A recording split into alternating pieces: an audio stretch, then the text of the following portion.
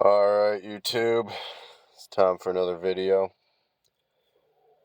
Um, this one's going to be a little bit about a hobby, more so like a grand, kind of like big picture. It's going to be more about a little bit more of a smaller picture thing. And it's going to be about how, um, I hate to say this, but I think Twitch and YouTube are the number one reason why video games suck now. I know people are going to say, DLC, horrible, gotcha games. And I mean, a lot of that stuff, I mean, that really actually is not related to Twitch and YouTube, but it's related to the internet because the internet needs to exist and be powerful enough to process all that information quickly for it to work, for those things to work. And like, don't get me wrong, incomplete games, DLC, you don't own the games you buy, those are big fucking issues, and they need to be addressed. I'm not going to deny that. However, I observe now that I think most games these days are being made to be the most streamable, the most likes on, get the most attention on these websites, the YouTube gaming, the YouTube, just YouTube in general, Twitch, obviously, Kick, all these streaming or just video upload, um, video upload sites that just are used to make content. And the side effect of this is, I can't believe that this is really fascinating to me, but do people play games anymore? Do like normal people, are they playing video games anymore? Or are they just watching other people play video games?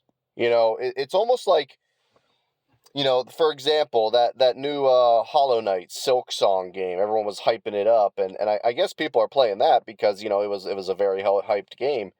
However, what is the ratio of people playing the game to people watching others stream the game? Like the watchers, not necessarily the streamers themselves, because there might only be 100 people streaming it on Twitch. But if 50,000, 75,000 people are watching people stream it on Twitch, it comes to the point where a lot of it is now is gaming even more just like not even like a thing. It's more of just another thing you watch others on TV, or in this case, a monitor. Um, and this is the thing. I don't think people understand how this is going to create a ripple effect in the industry where the games themselves are not they're not being made, the developers themselves, they're not making the money off the game anymore. They're making, I mean, it's almost like they're making money off, I don't even know where the developers are really making money, but it's probably why they're pushing the DLC so much, because it's relatively probably cheap to make, and it generates, the labor cost to income revenue that it generates is probably massive. While the base games themselves, nobody's playing them, nobody's buying them anymore. They have to have it's like, do these games have to have DLC that's a horrible ripoff for the consumer? Is this just a black hole where more and more people watch games rather than play them? Therefore, the games don't sell much, which means it has to be riddled with more bullshit so that the people who still play the games are more pissed off because of the bullshit. And I think that there's some truth to that. I think it's an event horizon that eventually it does kind of come down to what people are doing. I mean, if we're seeing brand new released games have, 100 something thousand people on Twitch watching the gamers or Twitch streamers play the games, and these games are only selling, like, I can't imagine Silk Song sold, you know, I mean, how many purchases do you think it's had already? I mean, is it in the millions? I don't know, but if you look at the users on Steam and how many people are playing it, I mean, it's like I think this is a new metric that people need to talk about: the concurrent players of a game on a Steam, which Steam does show that information fairly easily, if I recall, to the watchers on a Twitch, a YouTube, all the other adjacent streaming websites. Kick, I guess, is a big one. Although is Kick mostly like IRL shit? I don't know. But yeah, I mean, if the watch ratio to the concurrent players ratio is near 1-to-1, I think that's a really, really bad sign for the future of the industry. The question is, are these games being made now to be more streamable? And I think they are. I can't really explain that in detail, but it does seem like they're being made more streamable for the streamers and the YouTubers. And I think more and more companies are realizing that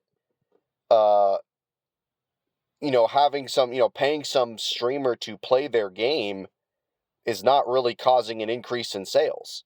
People just watch, for example, random streamer here or there, maybe he or she has anywhere between 500 watchers of their stream, or maybe they're one of the big streamers that have 15,000. It doesn't matter if it's not really causing an increase in sales. If which more and more of these companies, I think, are pulling out of the whole thing, like we need to pay a streamer to play our game. I think they're just realizing it doesn't really cause an increase. Maybe they get, I mean, you would think a big streamer who's streaming to 15, 25,000 people would cause, out of those 25,000, you would think they would get at least 5,000, maybe 20% of the people to buy the game, especially if it's like an indie game that's only like 15, $20. But I don't even know if it's causing that. I mean, you are reading articles nowadays about how influencers aren't really influencing people that much anymore. And I think that gaming is maybe the poster child of that. There's also a lot of like Instagram influencers who are like, buy this t-shirt brand, and then the t-shirt company sees like an increase of sales of like 5 people, even though the Instagram influencer has 180,000 people following her. Mostly Instagram, it's probably most likely women who have the big name followers, although I could be wrong on that. But yeah, I mean, is Twitch and YouTube gaming and streaming culture, is it ruining gaming itself? Are we now seeing a point where people are just watching gamers, the few that remain, play the game on Twitch, and they're not experiencing it for themselves? Are people, I think there's a lot of people who watch a game played on Twitch and they feel like they've experienced the game itself and they don't buy it and they don't play it because they've watched somebody who's probably better than them at the game beat it already. So they don't get the feeling of excitement and novelty, which, historically in the 90s and 2000s, at least early to mid to maybe, I mean, late 2000s, even then, streaming wasn't really a big thing, and YouTube Let's Plays were more about the guy making silly, not really funny, but like 2007 humor funny, I guess, comments while playing the game, trying to emulate like the angry video game nerd or some shit. So I guess, yeah, that's my question is Twitch and YouTube actually really the cause of the death of video games and gaming? Because more and more people are just they're bored with games. They're quitting video games. They don't enjoy it anymore. And if they do if they do consider themselves a gamer, they're not really a gamer. They're more of like a one game player. Meaning, for example, I play a lot of Dota. I don't play a ton else.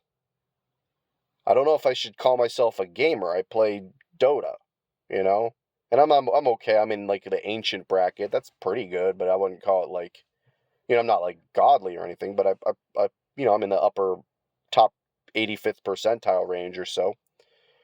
But yeah, I mean, is gaming really not a thing anymore? Or all those articles back in, I remember when like stupid idiots who thought Gamergate was this important thing, and it was like, I mean, I thought that I really didn't like the right wing turn that it went, because I am more of a left wing guy, actually. I would describe myself as such, and I didn't really think the Gamergate stuff was very productive, but there were articles written that triggered like right wing or center right people like gamers are over, and it's like, are those articles correct? Maybe it was not correct for the right reasons, but it seems like to me that the concept of being a gamer is over. You're now just a watcher of games, or you play one or two games and you don't really play many else. And of course, people will say, I don't play many else because we don't get many good games anymore out. And I do see that argument. When it comes to AAA games, I don't play very many. My backlog is massive just because there's a lot of old, like, N64 era games that I never played because, I was too young. I didn't have my own money, and my dad would buy me a game on my birthday, and that's about it. Or maybe, some PlayStation 2 era RPGs and stuff like that. And most of that stuff I'm just going to have to probably either find a remake or a port, or, find other ways to play it, if you know what I mean.